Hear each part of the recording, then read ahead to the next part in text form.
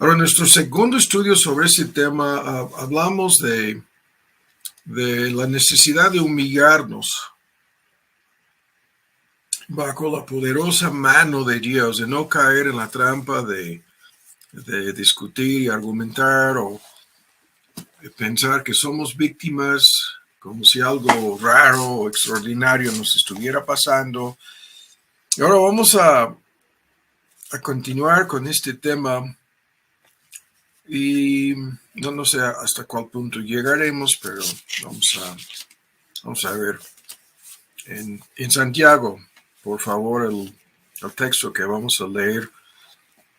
En Santiago, este texto lo conocemos en su primer capítulo de Santiago, en el primer versículo: Jacobo, siervo de Dios, del Señor Jesucristo, a las 12 tribus que están esparcidas, salud.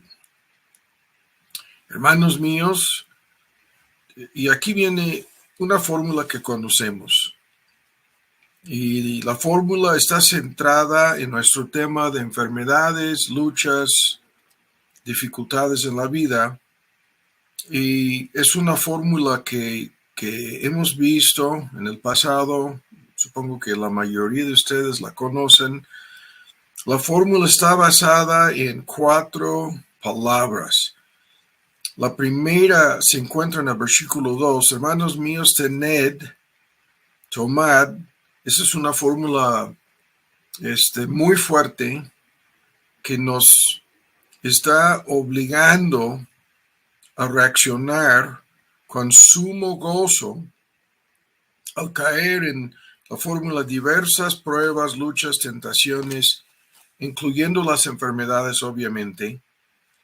Y el primer punto es que hay que tomar todas estas cosas, incluyendo las enfermedades. Esto es tan difícil para cada quien, como un motivo de sumo gozo, de gozo en su máxima dimensión, ¿no? Esa es la reacción contraria a lo que haríamos y lo que hacemos por naturaleza. Luego, después de dar el mandamiento de tomarlo así, de considerarlo así, de esforzarnos, como vamos a hacerlo en este mini estudio para entender el asunto correctamente, el segundo punto en este bosquejo es: hay que saber, hay que entender, hay que tomar el asunto como motivo de gozo, sabiendo lo que el versículo 3 dice, que Dios está obrando a través de estas cosas, estas dificultades, estas luchas, estas pruebas o enfermedades, está obrando para probar nuestra fe. Y dice, la prueba de nuestra fe, y eso es lo que Dios está haciendo en todas esas cosas, son pruebas de fe. Es increíble cómo tantas personas sufren un colapso completo, ¿no? Terminan desmayándose, colapsándose, y creyendo que son víctimas de algo raro, algo indebido, algo incorrecto. No, el texto dice, tomando esto como motivo de gozo, porque Dios está obrando para probar nuestra fe. Hay que saberlo, hay que entenderlo. Y después, en el versículo 4, hay que vincularlo con la última frase del versículo 3, que esta prueba de nuestra fe está obrando paciencia. Y esto es el punto al cual vamos a llegar más adelante. Y luego hay una descripción de esta paciencia en donde dice, sabiendo esto, hay que dejar que la paciencia perfeccione su obra, que la paciencia, en el versículo 4, haga su efecto, ¿no? Y su obra es de madurar y transformar y obligarnos a crecer, que perfeccione, en este caso, el carácter de cada creyente. La meta es que seamos completos, cabales, sin faltar en ningún aspecto de nuestro carácter. Y luego termina con: si alguno de vosotros no comprenden lo que Dios está haciendo en su vida, hay que pedir, y eso es la última cosa en la lista, después de tomarlo y considerarlo y dejar que Dios haga su obra en nosotros mediante la enfermedad o la prueba, hay que pedir por sabiduría. Y ahí viene todo un argumento sobre cómo podemos pedir dudando de la respuesta, ¿no? Dudando en nuestra petición por sabiduría, dudando aún así de los propósitos de Dios en esto, dudar y enredarnos en más problemas. Ahora, este es el trasfondo de lo que vamos a discutir y nuestra meta es de enfocar este asunto de la paciencia que Dios desarrolla a través de estas cosas en nosotros. Ahora vamos directamente a algunos comentarios preliminares que nos pueden ayudar. Este texto nos ayuda a ver lo que hemos señalado 1000 veces. Dios tiene propósitos múltiples, muchos propósitos. El Dios omniracional, que nunca se equivoca, tiene muchos propósitos que son cumplidos a través de estas cosas, estas pruebas, estas luchas, estas enfermedades. Sus propósitos son de transformar y santificarnos, de madurarnos, lo que el texto mismo dice. Y además de esto, Dios nos está enseñando muchas cosas. La vanidad de este mundo, ¿no? La naturaleza temporal de nuestra estancia en este mundo. Nos está enseñando la vanidad de las personas que actúan como si nunca fueran a partir de esta vida. Al mismo tiempo, nos está en muchos casos obligando a crecer y esto es una forma de medicina correctiva, ¿no? Nos está corrigiendo. En un momento dado, las enfermedades pueden ser incluso una parte de su disciplina. Estos son temas de controversia y son difíciles de analizar simplemente viendo lo que pasa con otras personas. O sea, es más fácil que nosotros entendamos si Dios me está corrigiendo, si Dios me está disciplinando, si Dios me está obligando a crecer, etc. Es mucho más fácil entenderlo personalmente en nuestro propio caso, en nuestra propia vida. Pero el punto es que Dios está haciendo algo. Ahora, nosotros tenemos la tendencia al no entender ese algo, qué es lo que Dios está haciendo conmigo en medio de esto. Nuestra tendencia es de caer en la trampa, de juzgar equivocadamente a Dios, basándonos en las circunstancias desagradables en que nos encontramos. Y mal interpretamos no tan solo lo que Dios está haciendo, sino sus propósitos al hacer esas cosas en nuestras vidas. Y hemos de interpretar todas estas circunstancias que no nos son agradables a la luz del carácter de Dios, sabiendo, como vamos a ver, que sus intenciones son siempre buenas. Eso es algo importantísimo, ¿no?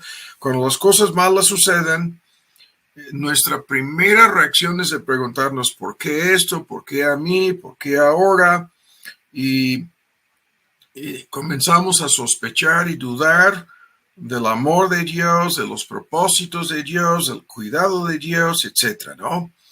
Y esto es un gravísimo error que el texto de entrada nos dice, hay que tomar todo esto como motivo de sumo gozo. El texto nos sirve de advertencia para no caer en esta trampa. Ahora, al mismo tiempo, hay que fijarnos bien en estos puntos. Voy a citar el texto, ustedes lo pueden apuntar, es Eclesiastés 3:11. Este texto nos ayuda en todas estas circunstancias. El texto dice que el hombre no alcanza a entender lo que Dios está haciendo en esta vida, en este mundo, y específicamente lo estamos aplicando a estos asuntos. El texto dice, el hombre no alcanza a entender lo que Dios está haciendo desde el principio hasta el fin. Esto de inmediato pone todos estos asuntos en otro contexto. Dios sabe lo que va a lograr mediante estas cosas. Eso es el fin. Y Dios ve todo lo que va a pasar de principio a fin. Es la historia de Job, es la historia en una lista de biografías bíblicas. José, es la historia que vemos cuando nosotros llegamos a los últimos capítulos de estas biografías bíblicas en personas tan importantes como Job y José. Nos damos cuenta del fin, lo que más adelante Santiago dice, de que al fin y al cabo Dios es mucho más misericordioso de lo que pensábamos, ¿no? Y ese es el punto aquí, hermanos. Estoy leyendo ahora en Santiago 5:10. Tomad por ejemplo de aflicción y de paciencia a los profetas. Y luego en la lista de ejemplos brinca al caso de Job. Y dice, habéis oído la paciencia de Job y habéis visto el fin del Señor, que el Señor es muy misericordioso y piadoso, muy tierno, muy misericordioso. Y en el contexto de este ejemplo, Job mismo malinterpretaba los tratos de Dios, las intenciones de Dios, hasta los motivos de Dios en todo el asunto, pero hasta el fin, como lo dice el texto en Eclesiastés, comenzó a entender, comenzó a ver lo que Dios estaba haciendo. Y en este sentido dice que hemos de tomar ese ejemplo del mismo Job y en el contexto de Eclesiastés 3:11, anticipar el fin, ¿no? Es el mismo argumento aquí al principio. En el primer capítulo de Santiago nos dice lo que Dios está logrando y cuáles son sus motivos. Ahora, en este asunto de no prejuzgar, ¿no? De no dejarnos llevar por lo que está pasando en el momento de la dificultad, en el momento, ¿no? En el momento de la enfermedad. Si esto lo hacemos, no vamos a reaccionar correctamente. Y todo esto hay que leerlo en forma inversa, ¿no? Hay que leer lo que Dios estaba haciendo en cualquiera de estas circunstancias desde el fin del libro, ¿no? O sea, tenemos que transportarnos al futuro y mirar hacia atrás, hacia lo que Dios estaba haciendo. Eso es lo que va a pasar cuando cada creyente llega al cielo. Pero no es necesario llegar al cielo para hacer esto, ¿no? Eso es lo que hemos de hacer ahora. Eso es por qué Santiago dice, hay que tomar todo esto como un motivo de sumo gozo, sabiendo que los propósitos de Dios son buenos y en la medida que sean logrados en nosotros, tendremos muchísimo gozo, ¿no? Ahora, hay que agregar a estos comentarios preliminares lo siguiente. El hecho de que Dios tiene un plan, esta fórmula la conocemos. En este plan hay sorpresas, hay cosas que tú y yo jamás las habríamos contemplado, ¿no? Jamás las habríamos planeado. Y en este punto voy a usar una cita que vamos a ver dentro de poco los domingos en otro tema. Esta cita hay que grabarla, hay que apuntarla, hay que memorizarla, hay que recitarla a nosotros mismos. Y dice lo siguiente, dice que ninguno de nosotros vive la vida que habíamos planeado o que habríamos planeado.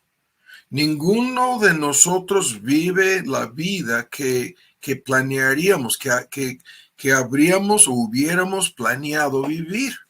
Lo vuelvo a repetir. Nadie vive la vida que planeó.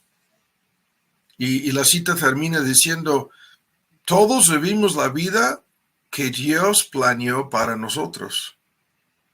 En esta cita hay muchas cosas, ¿no? Es todo este asunto de la providencia de Dios, la soberanía de Dios, los propósitos de Dios.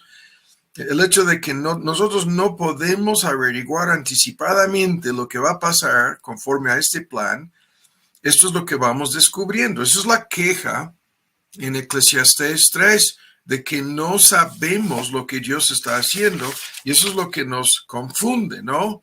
Eso es lo que nos inquieta, el hecho de no entender lo que Dios está haciendo desde el principio hasta el fin en nuestras vidas. Pero aquí lo que estamos señalando es que Dios sabe lo que está haciendo en nuestras vidas. Y este punto de que lo voy a limitar aquí al tema de los creyentes, aunque pudiéramos discutirlo con los no creyentes. Esto no nos interesa en nuestro estudio de hoy. Los no creyentes no entran aquí. Estamos hablando de cómo ningún creyente vive la vida que habría o que hubiera planeado vivir. Esto es una realidad con cada creyente. ¿En base a qué? En base al nacimiento nuevo. En base al hecho de que al nacer de nuevo comenzamos a vivir por segunda vez. Es como si nos regresáramos al vientre, como lo pintaban Nicodemo, ¿no? En su falta de entendimiento. Tengo que volver a entrar al vientre de mi mamá y salir por segunda vez, nacer por segunda vez. No, el asunto no es físico. Es lo que pasa en el nacimiento nuevo. Si alguno está en Cristo, nueva criatura es. Las cosas viejas pasaron y aquí todos son hechas nuevas. Es comenzar a vivir, no importando nuestra edad física, en el momento de nacer de nuevo, comenzamos a vivir en el segundo nacimiento, segundo Génesis, comenzamos a vivir de nuevo. Es como si hubiéramos muerto y hubiéramos sido resucitados para volver a vivir, pero ahora una vida diferente de la que hubiéramos planeado. Algo que nunca habríamos planeado sucede. Y esto da comienzo a un proceso en que vamos a vivir a partir de ese momento la vida que Dios planeó para nosotros en serio. Y este tema es fabuloso, ¿no? En sus implicaciones. Es el tema que vimos en la miniserie sobre nuestra identidad, de cómo desde nuestro nacimiento físico somos insertados al nacer físicamente, somos sembrados, plantados dentro de una historia que no fue nuestra. Y con las etapas en la vida vamos asimilando esto de que yo no escogí a mi familia, mis papás, mi entorno, mi nación, mi raza, mi nivel socioeconómico, mis dones, mis capacidades, mi apariencia física. Dios no nos dio voto ni voz en ninguno de estos puntos. Lo sabemos, lo hemos escuchado 1000 veces.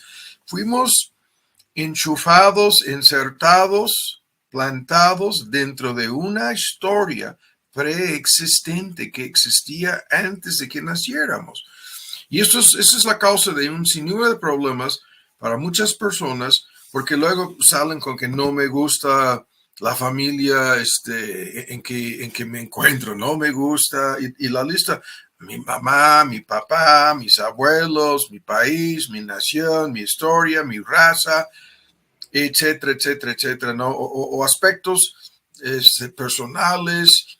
La gran mayoría de las personas, hay que decirlo, al fijarse en el espejo y ver su semblanza, y esto es toda una psicosis en el mundo moderno, de estas personas que luchan con lo que ven en el espejo y tienen todo tipo de problemas psicológicos y emocionales porque hay aspectos de su apariencia o aspectos de su cuerpo que no les gustan. Es una parte de este asunto de los supuestos transgéneros, ¿no? En donde, no, yo soy de otro género y me encuentro atrapado en el cuerpo equivocado, por favor, ¿no? Y aquí estamos hablando en sentido espiritual de cómo Dios, a partir de nuestro nacimiento nuevo, nos obliga a vivir la vida que Él planeó para nosotros. no la que tú y yo habríamos planeado vivir. Este punto es tremendo. Lo vamos a ver en otro estudio próximamente.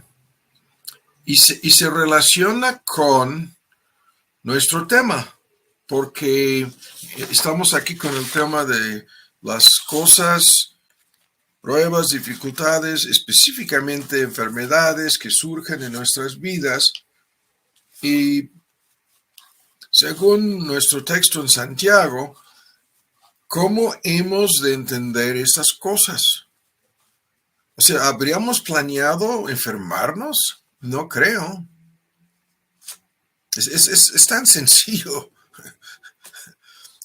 ¿no? Es tan directo el argumento aquí. Una persona termina enferma, ¿no? El médico le dice, no, tienes esta enfermedad que puede ser peligrosa, que puede prolongarse o que puede traer una lista de dificultades y debilidades en tu vida, en tu entorno, puede afectar y la lista de cosas, ¿no? Tu trabajo, etcétera, etcétera, etcétera. Y la persona dice, no, yo estaba planeando esto. Esto estaba en mis planes, ¿no? Enfermarme, me da risa, ¿no? Yo entiendo que no es un asunto de risa.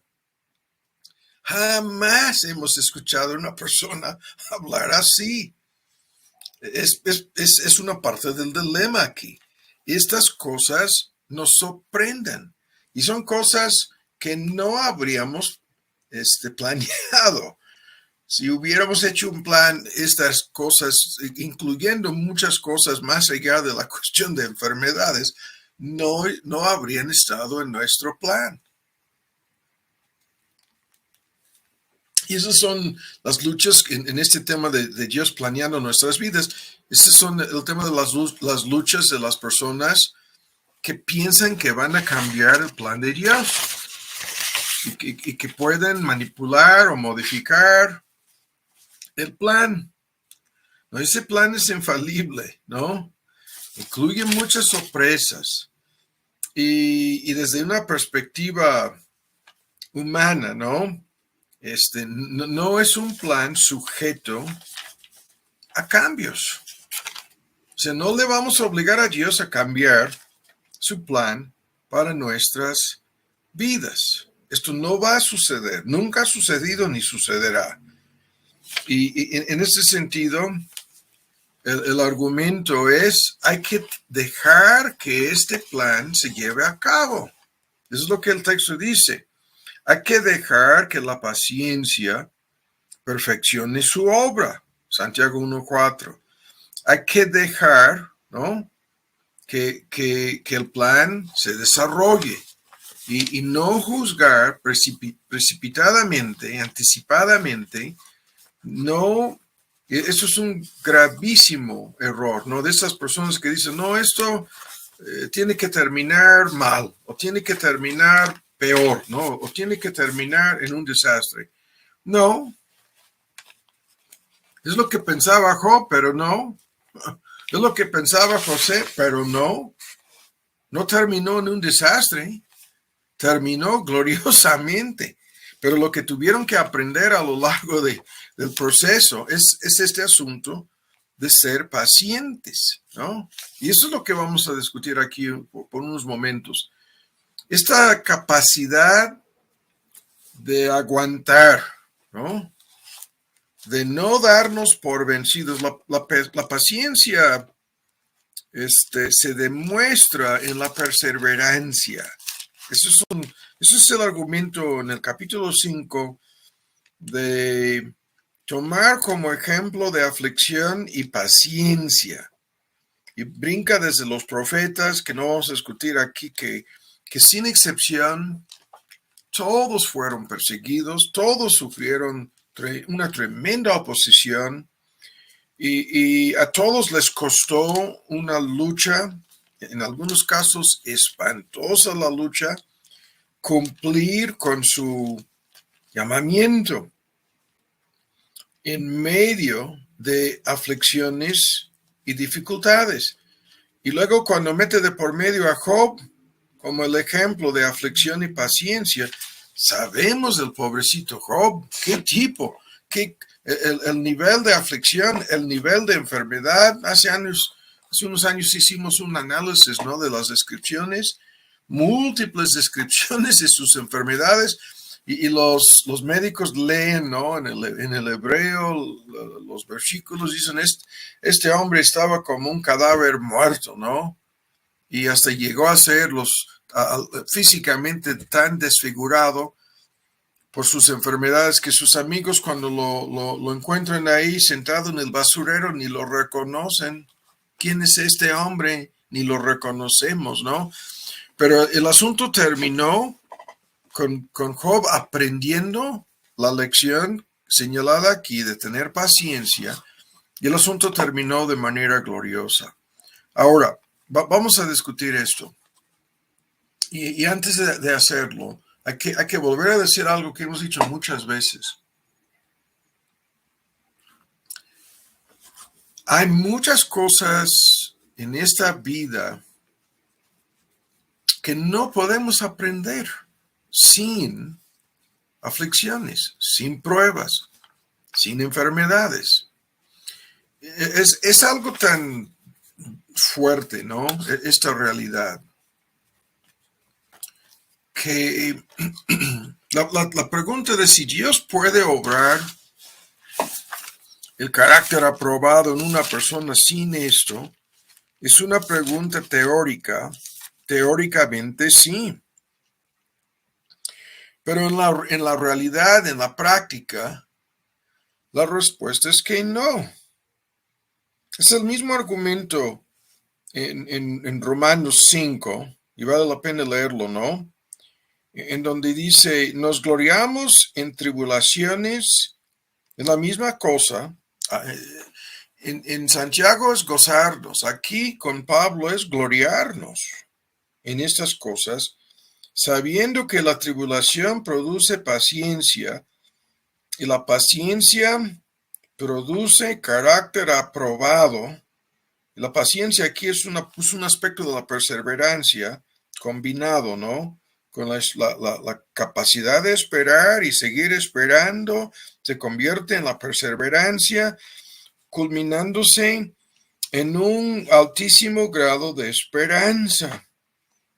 Y esta esperanza nos deja no avergonzados, no decepcionados, no defraudados, sino con el amor de Dios derramado en nuestros corazones. Así termina en Romanos 5, ¿no?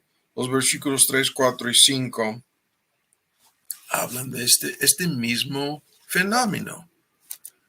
Y en este sentido, sabiendo que esto es lo que normalmente va a pasar en diferentes tiempos o etapas en nuestra vida, cuanto más con el proceso del envejecimiento, hay que tener paciencia. Ahora vamos rápido al mini bosquejo aquí.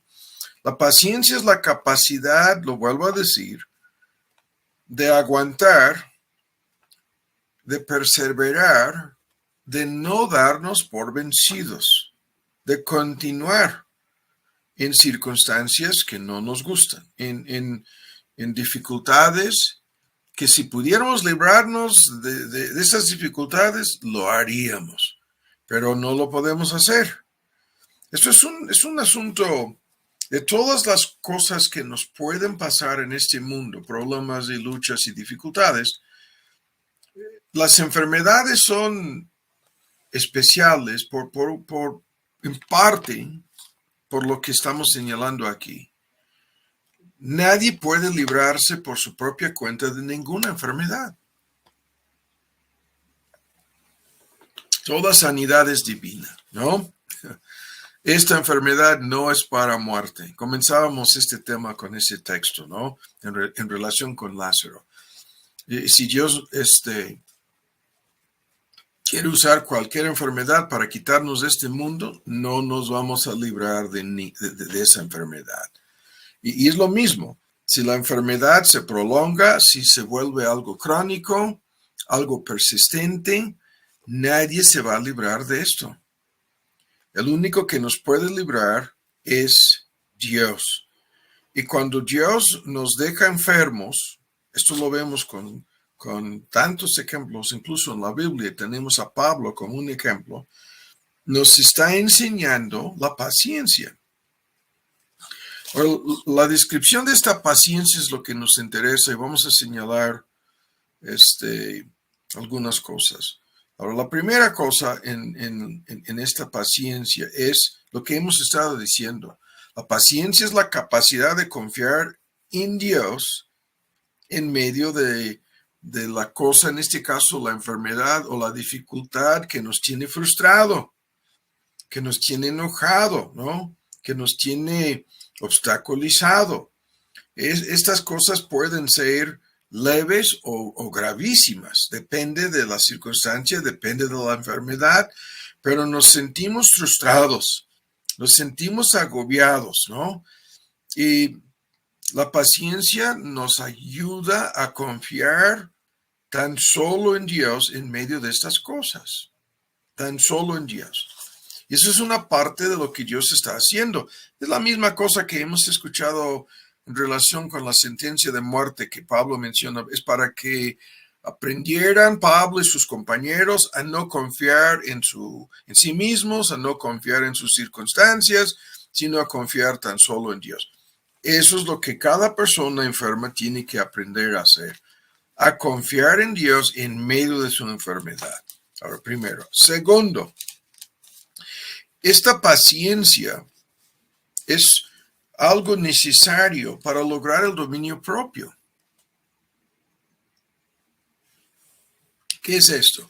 El dominio propio es la capacidad de controlarnos, comenzando con nuestros pensamientos y nuestras emociones. Y al confiar en Dios y al ser pacientes, ¿no? Estamos aprendiendo a practicar el dominio propio, porque nuestros pensamientos van por todos o sea, estás frente a un problema, lucha, enfermedad, dificultad, y tus pensamientos, ¿no? Pueden ser incontrolables. Te puedes quedar atrapado, dándote vueltas, ¿no? En tu mente, con pensamientos negativos, con pensamientos de victimización, de que soy víctima, con pensamientos de que esto es culpa de alguien, ¿no? Y al pensar en la persona que tú identificas como el culpable, y es increíble, ¿no? En el extranjero hay muchísimo de esto, de las personas, el médico no les puede curar y terminan demandando al médico, terminan enjuiciando al médico porque su tratamiento falló increíblemente. Eso es un ejemplo. Los pensamientos pueden ir de un extremo al otro y si la persona no aprende a tener paciencia, se va a quedar atrapado así. O sus emociones. ¿Qué es lo que les conduce a demandar a un médico? Están enojadas, están enfurecidas y creen que es culpa de alguien. Hasta pueden demandar a las empresas, ¿no? Que se dedican a fabricar las medicinas. Vamos a demandar, ¿no? Por favor. El punto, la paciencia es esencial para lograr el dominio propio. Esto es lo que nos va a ayudar a controlar nuestros pensamientos, a controlar nuestras emociones y a frenar nuestra lengua. Lo que estábamos viendo el domingo, la relación entre la humildad y la lengua y la necesidad de frenar la lengua. La impaciencia hace lo contrario, da rienda suelta a todo tipo de pensamientos, a toda clase de emociones, ¿no? La impaciencia da rienda suelta a la lengua, a las palabras, ¿no? Que salen de nuestra boca en medio del problema. Y si no aprendemos la paciencia en medio de lo que nos está pasando, entonces las cosas tan solo se van a empeorar, ¿no? Y en el argumento apostólico sobre este punto, de por nada afanosos, sino por nada inquietos, por nada afanosos o preocupados o ansiosos, hay que dejar todo el asunto en las manos de Dios. Y viene la tremenda promesa de cómo Dios va a proteger nuestros corazones y nuestros pensamientos, nuestras emociones y nuestros pensamientos. La cita la conocemos, es Filipenses 4:7. Dios pondrá una guardia romana. Esa es la idea en el texto griego. Guardará es como si Dios enviara unos soldados para proteger y resguardarnos. Es una fórmula tremenda, pero es una ilustración de cómo esto funciona, ¿no? De cómo la paciencia produce en nosotros la capacidad de controlarnos a nosotros mismos, de ejercer el dominio propio. Y la pregunta de cómo esto sucede, ¿no?, es la que estamos contestando. Sucede en la siguiente manera. Esta paciencia nos da la capacidad de ver las cosas desde otra perspectiva, ¿no? Y esto es algo importantísimo, de ver las cosas desde la perspectiva divina y no simplemente desde nuestro punto de vista, de ver las cosas desde la perspectiva de Dios, de lo que Dios está logrando. La paciencia nos ayuda a hacer esto. Y es algo importantísimo lo que estamos señalando aquí, porque la impaciencia ve las cosas tan solo desde la perspectiva egoísta de cada persona. Y desde la perspectiva de lo que la persona piensa que son sus propios intereses. Y la persona que está viendo las cosas egoístamente piensa, no, esto a mí no me gusta, a mí no me convence, a mí no me conviene, y se le acaba la paciencia. Pero si vemos las cosas desde la perspectiva de Dios, hay miles de ejemplos de lo que estamos señalando aquí. Es lo que vemos con Juanito haciendo su berrinche, ¿no? Porque no puede hacer lo que quiere hacer en el momento en que lo quiere hacer, y sus papás le dicen que no puede seguir jugando, que tiene que hacer algo que no quiere hacer Juanito, y Juanito hace un gran berrinche creyendo que con su berrinche que va a doblegar a sus papás, pero sus papás saben que Juanito no va a crecer, no va a madurar, no va a cambiar nunca sin disciplina, y le están imponiendo un nivel de disciplina a la vida de Juanito. Pero como Juanito ve las cosas tan solo desde su perspectiva, ¿no?, se le acaba la paciencia así a Juanito. Y es un ejemplo tan sencillo de cómo esto funciona. Ahora voy a cambiar el punto aquí. En nuestra capacidad de ser pacientes, ¿no?, lo que Dios nos ayuda a ver es su gracia. La capacidad de ver la realidad de su amor y su gracia en estas cosas difíciles. En el argumento en Hebreos es el Señor disciplinando a los que ama, ¿no? Estos son los que son disciplinados por Dios. Y es una tremenda manifestación de su amor, de que no nos deja a nosotros mismos, de que interviene en nuestras vidas, de que hace cosas que jamás habríamos planeado nosotros hacer.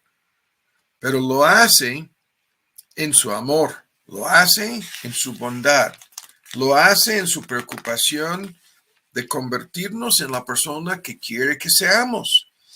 Y la paciencia, al comenzar a ver las cosas desde esta perspectiva, nos proporciona esperanza, ¿no? Esperanza. Ese es el argumento en Romanos 5, en donde estábamos leyendo. Y la esperanza no avergüenza, ¿no? Este proceso de ser probados, de aprender a perseverar y a aguantar la prueba.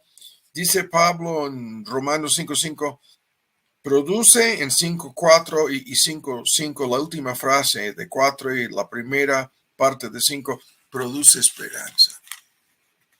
Ahora, ¿qué es esto? La esperanza es la convicción de que el futuro será mejor que el presente, de que las cosas terminarán bien, mejor de lo que pensábamos. Y esto es la capacidad de ver en medio de todo esto la gracia de Dios. Y esto es una capacidad extraordinaria que Dios nos da. La capacidad de percibir su gracia en medio de cosas que no nos gustan, que no nos agradan. La capacidad, por medio de la fe, de ver esa gracia de Dios obrando, ¿no? Y al ver esto, nuestra perspectiva es transformada. Es transformada. Es por eso que cuando Santiago lo explica, su argumento es: hay que dejar que este proceso se lleve a cabo, ¿no? Y anticipando lo que logrará nosotros, de ahí surgen los motivos para ser gozosos y para gloriarnos, como lo dice Pablo. La capacidad, ¿no?, de mirar las cosas a largo plazo y entender que lo que está pasando en este momento no indica nada acerca de cómo esto va a terminar. Es como, hay una ilustración muy fácil de lo que estoy señalando aquí, de lo que estos textos señalan en los deportes. Este asunto de hoy en día, grabar un evento deportivo, no verlo en vivo, no saber quién ganó, quién perdió, ¿no?, cómo terminó la competencia, no saberlo, y sentarnos a ver el partido grabado, ¿no? Ahora, a veces se nos acaba la paciencia por tantas cosas que suceden en medio de un partido. Vamos ya más allá de medio tiempo, ya estamos en la segunda mitad del partido y las cosas se ven mal, ¿no? Parece que nuestro equipo va a perder y vemos una serie de cosas y pensamos lo peor, pensamos, no, se nos acaba la paciencia. Ahora de inmediato alguien se nos acerca y nos dice al oído, ¿no?, ganaron. Y nosotros estamos viendo y están perdiendo y aparentemente es una paliza, no hay esperanza, se nos acaba la paciencia y quisieron mejor ya no ver, o sea, apagar la tele, apagar la grabación, ya no ver. Pero cuando se nos acercan y nos dicen, ganaron, ahora de repente comenzamos a ver con mucha atención, ¿cómo es que ganaron? Ya lo queremos ver. Y todas las cosas que han sucedido malas hasta este momento, ¿no?, ya son transformadas. Porque ahora tenemos esperanza. Es más que esperanza. Sabemos cómo va a terminar el partido y ahora nos interesa muchísimo ver y estamos viendo la reacción de los jugadores. Ahí están perdiendo el partido y reaccionando con coraje, con enojo, se les acaba la paciencia a los mismos jugadores y nosotros estamos con que ten paciencia, ¿no? Tengan paciencia. Ya sabemos cómo esto va a terminar. Es un ejemplo de cómo, si miramos las cosas a largo plazo y no simplemente al momento, ¿no?, la capacidad de mirar hacia el fin, hacia la meta, hacia el propósito. Y esto es el argumento en Santiago 5. Bienaventurados los que perseveran. Ese es 5:11, ¿no? Nuestra versión antigua dice los que sufran perseverando, o los que perseveran en medio del sufrimiento. Habéis oído la paciencia de Job y habéis visto el fin, la meta. La palabra aquí es de teleología. El propósito final del Señor, de bendecir al pobrecito más que al principio. Termina con todo, con todos sus hijos reemplazados, con las hijas las más hermosas, ¿no? De todas las jovencitas de aquel entonces, y con todo lo que se había perdido, restaurado por duplicado, ¿no? Termina mejor que al principio, ¿no? Su fin terminó mejor que lo que vemos al principio del libro. Y así va a terminar esto en el caso de cada creyente. El asunto va a terminar mejor de lo que pensábamos.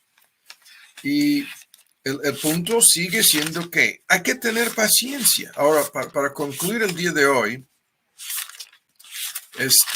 voy a enfatizar un elemento más en este asunto de la paciencia, ¿no? Pero en el libro de Job, en donde estoy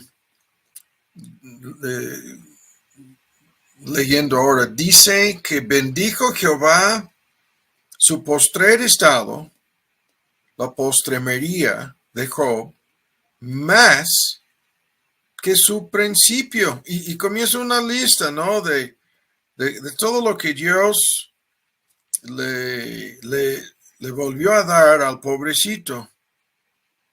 Y es una tremenda descripción de la bendición de Dios, ¿no? Y así termina el libro de Job. Pero si no hubiéramos visto el fin, si hubiéramos dejado de la lectura antes de llegar al capítulo 42 del libro, no habríamos aprendido nada. Ahora concluyo con esto. Y hay más cosas aquí que no vamos a tratar de ver en esta noche. Concluyo con esto. La parte crucial en la paciencia es lo que estamos señalando. La capacidad de ver la mano de Dios, la poderosa mano de Dios, la gracia de Dios, el amor de Dios obrando. Es un tema, y esto lo íbamos a analizar más a fondo, pero no. El tiempo se nos fue. La capacidad de perseverar con paciencia, ejerciendo o aprendiendo el dominio propio sobre nuestros estados de ánimo, sobre nuestras emociones, sobre nuestros pensamientos, pidiéndole a Dios que nos ayude a creer y confiar y perseverar, no importando las circunstancias en el momento, mirando las cosas a largo plazo, no simplemente al momento. Y el último detalle aquí es la paciencia aprende a aceptar la palabra aquí es del inglés, el timing, el calendario, la agenda de Dios. La paciencia nos enseña a aceptar el horario de Dios, el calendario de Dios, el timing de Dios. Y eso es lo que se nos dificulta tanto. Quisiéramos salir al instante de cualquier de estas cosas, ¿no? Cuanto más una enfermedad grave. Quisiéramos no tener al instante el remedio y los medios para solucionar el dilema. Y tenemos que aceptar el timing de Dios. Es lo que pasó con Marta, con María. Ya van 4 días, ya están más que frustradas, más que decepcionadas. Hay un grado, incluso cuando le están hablando a nuestro Señor Jesús, esto sucede de parte de las 2 mujeres y de otras personas en esta historia, en donde le están reclamando a Jesús, diciéndole, si hubieras venido, si hubieras actuado, si hubieras intervenido, nuestro hermano no estaría muerto. Este tema lo hemos visto también en el pasado. Si hubieras no actuado, lo que están diciendo es, si hubieras actuado conforme a nuestro calendario, conforme a nuestra expectativa, conforme a nuestra agenda, conforme a nuestro horario, nuestro hermano no habría fallecido, ¿no? ¿Y cuán equivocadas estaban? Todo el propósito de Dios, ¿no? Es lo que les dijo, no, esta enfermedad no es para muerte, sino es para la gloria de Dios. Y nosotros podemos decir lo mismo en todas estas cosas. O sea, lo que parece ser un desastre, lo que parece ser una catástrofe, resulta que no. Resulta que no. Que nosotros estamos equivocados. Y en el momento en que entendemos que no, es como aquel que estaba viendo el partido desesperándose, ¿no? Hasta quiere apagar, pero cuando dicen, no, esto va a terminar mucho mejor, entonces ahora puedo verlo con gozo, ¿no? Ahora, y cuando cosas peores suceden y estamos mirando el reloj, ¿cuánto falta aquí? ¿Cómo van a ganar? Faltan 5 minutos y todavía están perdiendo. ¿Cómo van a sacar esto de la manga? ¿Qué va a pasar aquí? Pero sabemos que algo va a pasar. Sabemos que van a ganar. Y esto es el punto. Ese es el punto, ¿no? Que todas estas cosas son planeadas por Dios y van a terminar mejor de lo que pensábamos. Ahora termino citando este texto, aunque el texto es el más citado y mal aplicado texto de la Biblia en relación con estos temas. El texto en Romanos 8:28, sabemos que a los que a Dios aman, todas las cosas les ayudan a bien, es a saber los que conforme al propósito son llamados. Y en el contexto, ¿no? Viene todo el tema de la predestinación y la salvación por gracia y la justificación, pero culminándose en la glorificación final de estas personas. La secuencia, ¿no? En Romanos 8, 28, 29 y 30. Ahora, para terminar, el punto es crucial. Este texto es mal citado porque el bien señalado en el texto, todas las cosas encaminadas para cuál bien, el bien de transformarnos y hacernos semejantes a Cristo. Ese es el bien. Y todos los que lo mal aplican piensan que su interpretación de la palabra bien es la que cuenta. No, esto no es así. El texto mismo describe y explica ese bien con lo que dice el 29, de que somos destinados, predestinados a ser hechos semejantes a Cristo. Ese es el bien que Dios está buscando. Ese es el fin. Hacia Dios nos está encaminando. Pero termino con esto. El texto dice en Romanos 8, lo que estamos diciendo en este mini estudio, que esto lo sabemos. Así comienza el texto. Sabemos que esto es así. Eso es la base de la paciencia. Esa es la base de la esperanza.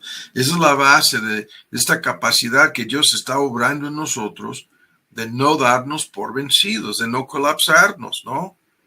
De no desmayarnos. Lo sabemos. Lo sabemos. Pero este texto, lo sigo diciendo, tan frecuentemente mal aplicado o mal interpretado, comienza así, con lo que sabemos acerca de esto. Es el hecho de saberlo. Esto es exactamente lo que Santiago estaba diciendo. Todo, motivo de sumo gozo, sabiendo todo lo que el resto del texto dice, que esto va encaminado para el bien. Sabiéndolo, ¿no? Lo sabemos, dice Pablo. Lo sabemos, dice Santiago, pero lo plantea como un gerundio en nuestra traducción al español, sabiéndolo, ¿no? Es un proceso continuo que no termina. Estamos, esto lo sé, sí, pero es sabiéndolo, viviéndolo, creyéndolo, sabiendo que esto es así. Y el otro detalle en este texto tan frecuentemente brincado o eliminado en la pura lectura es, dice, a los que aman a Dios. Y esto no lo vamos a discutir más a fondo el día de hoy, es una parte del próximo capítulo, ¿no? de esta miniserie sobre las enfermedades, pero escuchen lo que dice.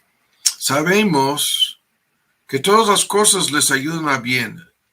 Acabamos de brincar la frase. No dice, sabemos que a los que a Dios aman, los que aman a Dios, son las personas que saben a ciencia cierta que todas las cosas son encaminadas para su bien. Las personas que aman a Dios. Y esto abre mucho más el panorama. Porque las personas que aman a Dios son personas amadas por Él. Nosotros le amamos a Él porque Él nos amó primero. ¿Cuántas veces lo dice? 3 veces, 4 veces, primera de Juan. ¿Cuántas veces lo dice? Nosotros le amamos a Él porque Él nos amó primero. Y en este sentido, es tan solo las personas amadas por Dios son las únicas personas capaces de amarle a Él. Y si estamos en este, es un círculo, estamos encerrados, ¿no? En un círculo que comienza con el amor de Dios para con nosotros y termina con nuestro amor para con Él. Pero es un círculo. Y es el círculo en donde están encapsuladas o encerradas cada una de estas personas. Cada uno de los creyentes están en este texto, en donde sabemos que esto es así, que esto terminará bien, por lo que señalábamos al principio, ¿no? Por el amor de Dios. Sumo gozo, dice Santiago. Sumo gozo, ¿no? Y una esperanza que nunca nos dejará decepcionados ni avergonzados, dice Pablo. Pero por este amor de Dios, lo sabemos.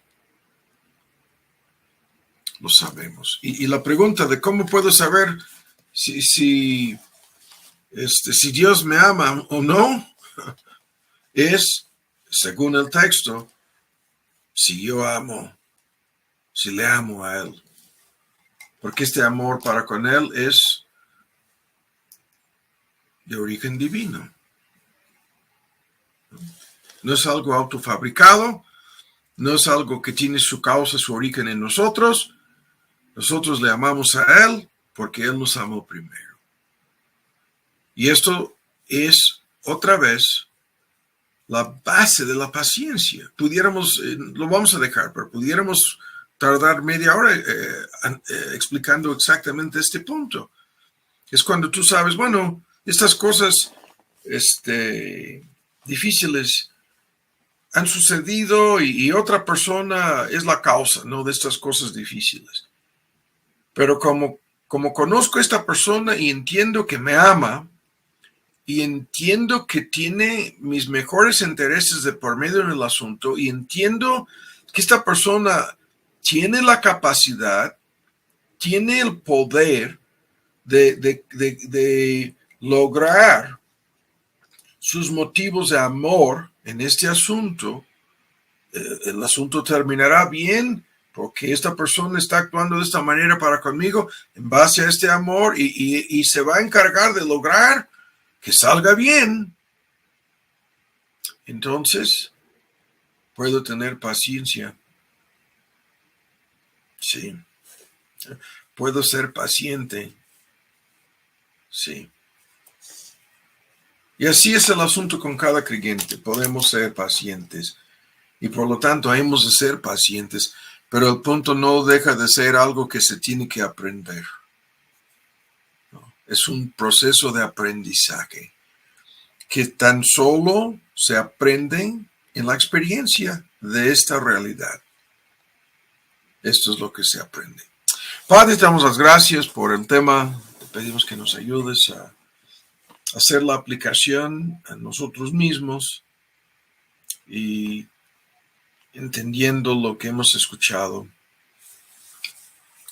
cómo todo esto terminará bien en la vida de cada creyente.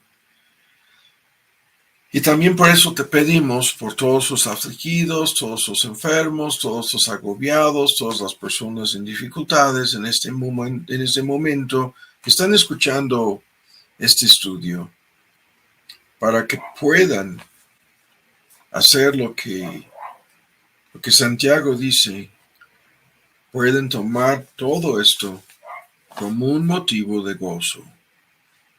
Y cómo pueden perseverar, aguantar, aprender la paciencia y glorificarte en medio de su necesidad.